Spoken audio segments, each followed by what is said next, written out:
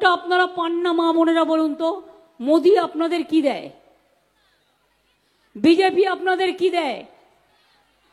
শুধু ভাষণ দেয়, ভাওতা দেয়, মিথ্যা কথা বলে, অত্যাচার করে, অনাচার করে, মেয়েদের উপর অত্যাচার করে, আর দেয় কি দেয়? কে দেয়?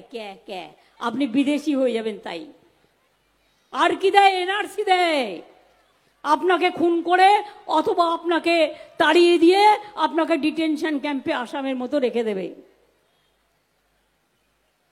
মনে রাখবেন, আমরা থাকতে আমি কেউ করতে দেবো না, এনআরসিও করতে দেবো না, টুফা করতে দেবো না।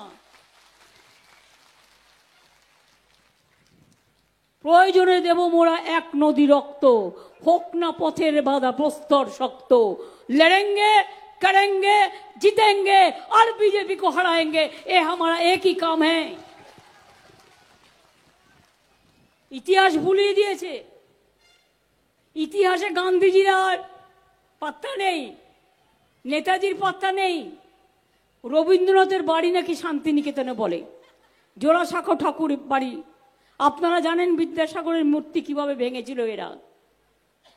এরা কত অন্যায় করেছে, কত অত্যাচার করেছে। আর দুর্নীতির কথা বলে। পঞ্চায়েত তো সব রাজনৈতিক দলের আছে, আমাদের একা নয়। মনে রাখবেন, বিজেপিরও অনেক পঞ্চায়েত আছে, তারা ধোয়া তুলসী পাতা নয়। কেউ যদি কোথাও অন্যায় করে থাকে, আমরা তার টাকা ফিরিয়ে দিয়েছি এবং তার বিরুদ্ধে শাস্তি দিয়েছি। কিন্তু এবার মোদিবাবু বলুন, আপনি 355টা টিম বাংলাকে বেইজ্জত করবার জন্য পাঠিয়েছেন। তারপরেও আজ 3 বছর 100 দিনের কাজের টাকা আমাদের কেন নেই? আমরা 1 নম্বরে ছিলাম ভারতবর্ষে। হিংসা। গ্রামীণ আবাস যোজনায় 3 বছর ধরে বাড়ি দেয় না। আমরা 42,000 বাড়ি আগে করে দিয়েছি, আর 11 লক্ষ বাড়ির লিস্ট দিয়েছি। সেই লিস্ট নিয়ে লজ্জাও করে না। এদের তো একটা কান কাটা নয়, 2টো কানই কাটা। কিরকম বলুন তো? এই দেখুন, একটা দরখাস্ত দেখাচ্ছি।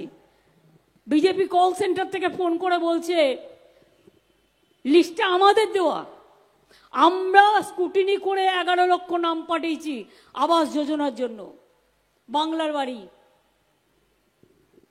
বলছে आप बीजेपी कॉल सेंटर में नाम लिखाओ तो चुनाव का बाद आपको मिलेंगे। আমি ওদের বলি, ওরে হরিদাস, তোরা মিথ্যে কথা বলে যা, আমরা বাজেটে বলেই দিয়েছি আমরা মে মাসের পর থেকে ওটা দিয়ে দেবো। তার কারণ তোদের ভিক্ষা আমরা চাই না, তোদের দয়াও আমরা চাই না, আমরা মানুষকে ভালোবাসি, মানুষই আমাদের গ্যারেন্টি। অত্যাচার, অনাচার, আর সাথে রয়েছে ভ্রষ্টাচার। বড় বড় কথা বলে। আমি যদি একটা বলি আপনাদের, কোচবিহারের প্রার্থীকে, না না না সিপিএম বিজেপির, ওই দেখুন, আমি বলছি না, চোর ডাকাত গুন্ডা ভ্রষ্টাচারে ভর্তি, সারা দেহ কালোতে ঢাকা। আরে তৃণমূল তো মানুষের আলোতে ঢাকা। বলুন আপনারা, এত কেস থাকলে কেউ হোম মিনিস্টার হতে পারে? কি কেস নেই? মার্ডার কেস থেকে শুরু করে, দাঙ্গার কেস থেকে শুরু করে, ভাওতার কেস থেকে শুরু করে, গুন্ডামির কেস থেকে শুরু করে, ডাকাতির কেস থেকে শুরু করে, চিটিংবাজের কেস থেকে শুরু করে, তাকে আদর করে মোদিবাবু বলছেন दुर्नीतिबाज को हम चुन चुन के देखेगा। क्या देखेगा? पहले अपना घर को देखो, पहला बीजेपी को देखो। যে বিজেপি করবে সাদা, আর তৃণমূল লড়ছে বলে তৃণমূল কালো। আরে তোমার কাছে তৃণমূল কালো হতে পারে, তৃণমূল তো জ্বালবে মানুষের আলো, এটা মাথায় রাখবে। আর বিজেপি একটা ভাওতাবাজ পার্টি, একটা ঝুমলা পার্টি, একটা অত্যাচারী পার্টি।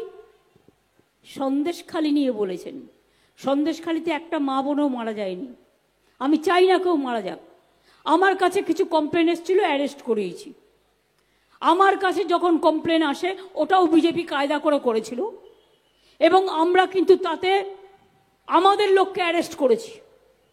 আমরা তাদের জায়গা যে যেটুকু নিয়েছিল ফেরত দিয়ে দিয়েছি। আমরা তাদের জমি জায়গা যদি কেউ লোকালি পঞ্চায়েত থেকে করে থাকে সব ফেরত দিয়ে দিয়েছি।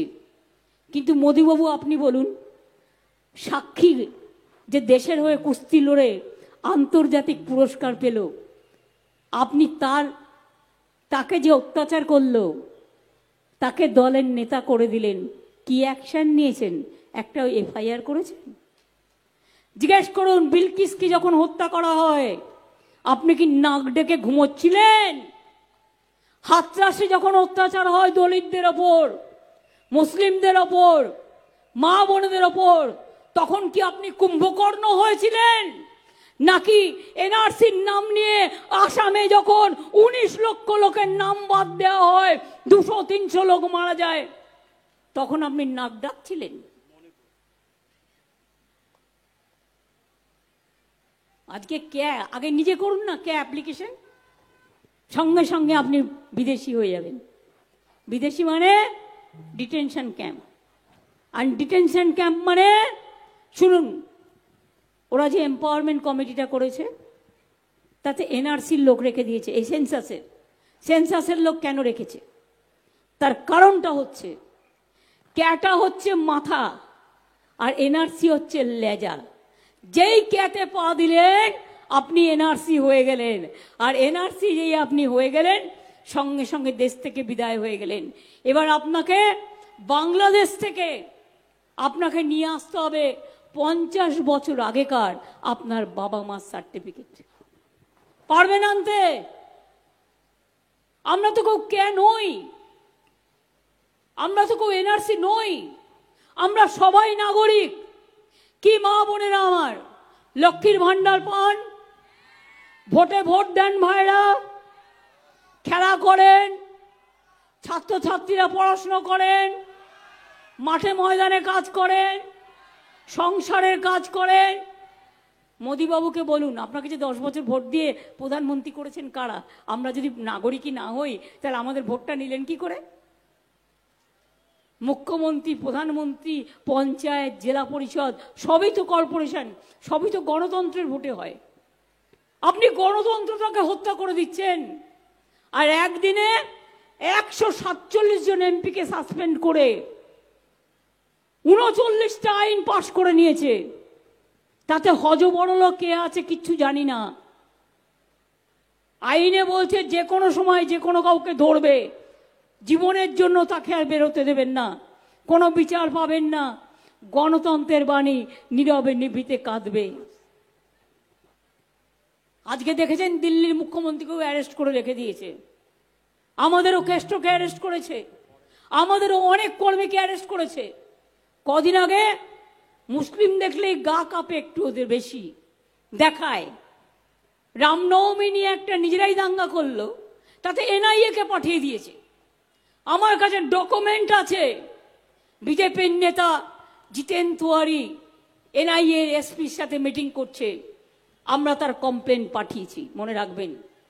এখানকার বিজেপি নেতারা বলে দেবে ওর বাড়িতে গিয়ে ইনকাম ট্যাক্স রেড করো, ওর বাড়িতে ইডি করো, ওর বাড়িতে সিডি করো। আর তৃণমূল কংগ্রেস করলে সব চোর, আর তুমি মহারাজ সাধু হলে আজ আমি আজ চোর বটে।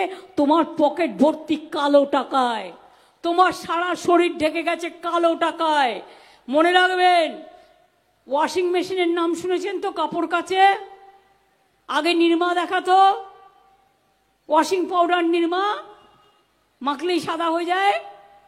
একটা কালোকে আপনি ঢুকিয়ে দিন মেশিনে, সাদা হয়ে বেরিয়ে আসবে। বিজেপি করলেই Bhajpa washing machine, washing machine Bhajpa, washing machine Bhajpa, washing machine Bhajpa. আর এদের সাথে জুটেছে সিপিএম, কংগ্রেস আর একটা মুসলিম পার্টি। আমি আপনাদের বলি, তৃণমূল কংগ্রেস ইন্ডিয়ান অ্যালায়েন্সের সাথে দিল্লিতে আছে। দিল্লিতে তৈরি করব আমরাই, বাংলায় পথ দেখাবে।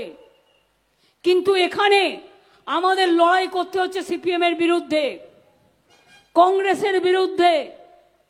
বিজেপির বিরুদ্ধে, আর ওই নতুন গজিয়ে ওঠা বিজেপির সাকরেদ ওই একটা মুসলিম পার্টি আছে তার সাথে। সুতরাং আপনারা দয়া করে ভোটটা ভাগ করবেন না।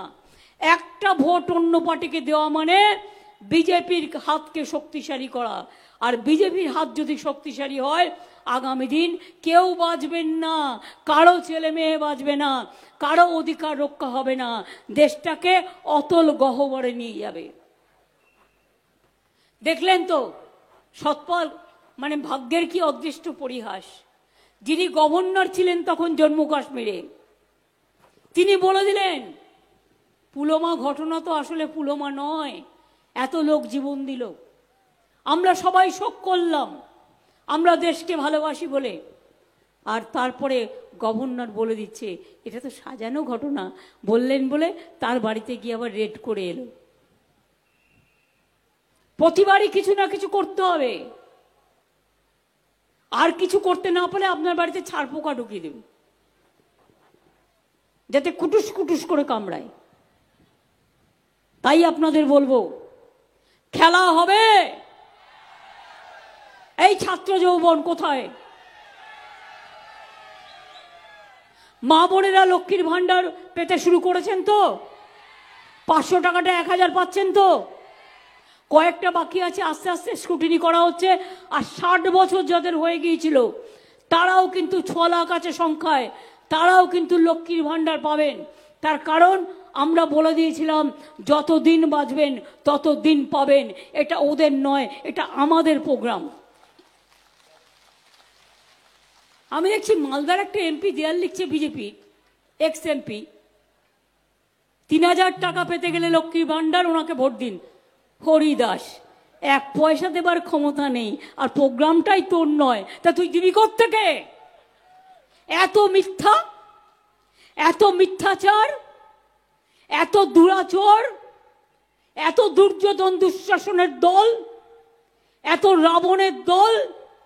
শুধু দাঙ্গা লাগানো এদের কাজ, সংকট করা কাজ, মানুষ মরা কাজ, মহিলাদের বিয়োজ্জত করা কাজ। আর আজকে সারা পৃথিবী বলছে বেকার সংখ্যা সবচেয়ে বেশি ভারতবর্ষে। মোদি কাউকে চাকরি তো দেয়নি, উপরন্ত সব কেড়ে নিয়েছে। 2 কোটি লোককে চাকরি দেবো বলেছিল, কেউ পায়নি। 15 লক্ষ টাকা করে ব্যাংক অ্যাকাউন্টে দেবে বলেছিল, কেউ পেয়েছেন? কি মা বোনেরা 1 লক্ষ পেয়েছেন? 2 লক্ষ পেয়েছেন? 3 লক্ষ পেয়েছেন? 4 লক্ষ পেয়েছেন? 5 লক্ষ পেয়েছেন? 6 লক্ষ পেয়েছেন? 7 লক্ষ পেয়েছেন? 8 লক্ষ পেয়েছেন? 9 লক্ষ পেয়েছেন? 10 লক্ষ পেয়েছেন? তাহলে 15 লক্ষটা আসবে কোত্থেকে? 1 টাকাও দেয় নাই।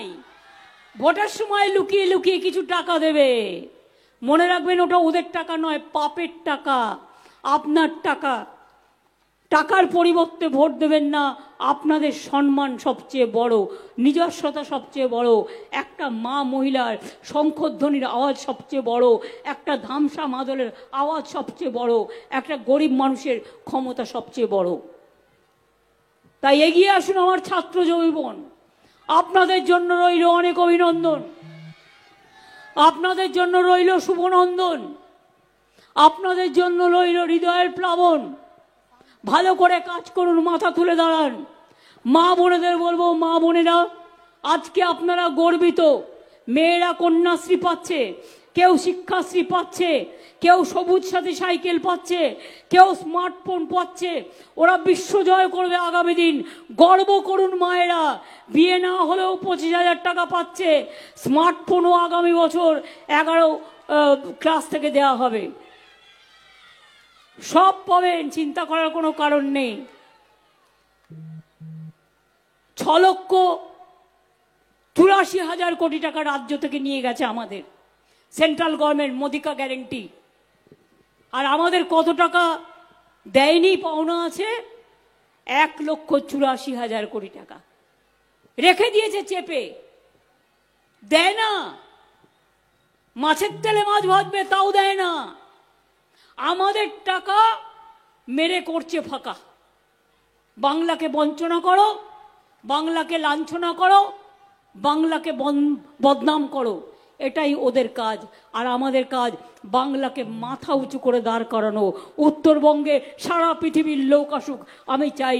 সারা বাংলায় সারা পৃথিবীর লোক আসুক, আমরা চাই।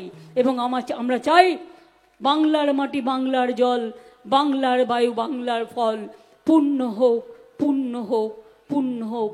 হে ভগবান, সারে জাহা সে আচ্ছা হিন্দুস্তান হামারা। মনে রাখবেন, একই বৃন্তে দুটো কুসুম, হিন্দু মুসলমান, একজন তার জয়মণি, আরেকজন তার প্রাণ। জহর, জয় জহর প্রোগ্রামও আমাদের আছে, তপশিলি বন্ধুও আছে, সব প্রোগ্রাম আছে। যতটা পেরেছি ততটা করতে পেরেছি। আগামী দিন আবার যদি টাকা জোগাড় করতে পারি আবার দেখব। বিশ্বাস আছে তো? ভরসা আছে তো? আমি কোনোদিন মানুষকে ঠকাই নাই। আমি মনে করি কথা দিয়ে কথা রাখাটা কাজ। আমি মানুষকে ঠকানোর থেকে আমার মৃত্যু হওয়া ভালো। আমি যা বলি সেটা করি, এবং যেটা বললাম আজীবন সেটা করে যাব। তার কারণ মমতার গ্যারেন্টি মোদির গ্যারেন্টির মতো মিথ্যাচার নয়। মমতার গ্যারেন্টি মমতা নয়, মামাটি মানুষ। এটা হচ্ছে মানুষের। আমি আমার প্রচার চাই না, আমি মামাটি মানুষের প্রচার চাই। মামাটি মানুষ ভালো থাকুক। অনেক অনেক ধন্যবাদ। জয় হিন্দ, বন্দে মাতরম, খোদা হাফেজ, ইনশাল্লাহ, জয় জোহার। খেলা হবে, খেলা হবে, খেলা হবে, জিততে হবে, জিততে হবে, জিততে হবে। ভোট হয়ে যাওয়ার পরেও যত মেশিনে চিক ঢোকাতে না পারে ভালো করে পাহারা দেবেন। আর বিজেপি যদি বলে তোকে 50 লাখ টাকা দিচ্ছি, আমাকে চিক ঢোকাতে দে, অন্ধকার করে দিয়ে, শুনবেন না, বলবেন এটা তোমার টাকা নয়, সঙ্গে সঙ্গে টাকাটা প্রশাসনকে জমা দিয়ে দেবেন। কিন্তু মনে রাখবেন, ওদের কাছে মাথা নত করবেন না। পাপে কখনো বাপেরেও ছাড়ে না, ধর্মের কল বাতাসে নড়ে, এটা মাথায় রাখবে। জয় বাংলা, জয় বাংলা, জয় বাংলা, জয় বাংলা, জয় বাংলা। আমার আগামীকাল তপনে, বালুরঘাটে এবং হেমতাবাদে, রায়গঞ্জে মিটিং আছে। আমি কালকে ওয়েদার যেহেতু একটু খারাপ থাকবে, তাই আমি এখনই রায়গঞ্জে বেরিয়ে যাচ্ছি। আবার আসবো আমি এখানে। আমি ঈদের পরে 6-7 আমি বাঁকুড়া, পুরুলিয়া করব। কাল আমি এখানে রায়গঞ্জ করব, হেমতাবাদ আর তপন। পরশুদিন, কালকে প্রোগ্রাম করে আমরা কলকাতায় ফিরব। না সরি, আমি অন্ডালে ফিরব, কারণ আমার পুরুলিয়া বাঁকুড়া প্রোগ্রাম আছে। তারপরে আমি 8 তারিখ রাতে বাড়ি ফিরে যাব, কারণ 9 তারিখে আমার ইফতার আছে এবং 10 তারিখে ঈদ আছে। ঈদের দিন আমাকে প্রেয়ারে থাকতে হয় এবং অনেক এলাকা আমি ঘুরি। ওটা করে আমি 11 তারিখ ঈদের দিন বিকেলবেলায় চলে আসব আবার জলপাইগুড়ি চালসায়। তারপরে আমার প্রোগ্রাম আছে 12 এবং 13 তারিখ প্রোগ্রাম করে আমি চলে যাব কলকাতায়, কারণ 13 তারিখ রাতে আমাকে মা কালীকে পুজো দিতে হয়, পয়লা বৈশাখের আগের দিন। আমি প্রতিবার সবার হয়ে, মামাটি মানুষের হয়ে, আমি সতীপীঠে পুজো করি এবং মা কালী মন্দিরটা খুব ভালো সাজানো হচ্ছে, কখনো দেখতে যাবেন। আবার পুরীতেও একটা জগন্নাথের বড়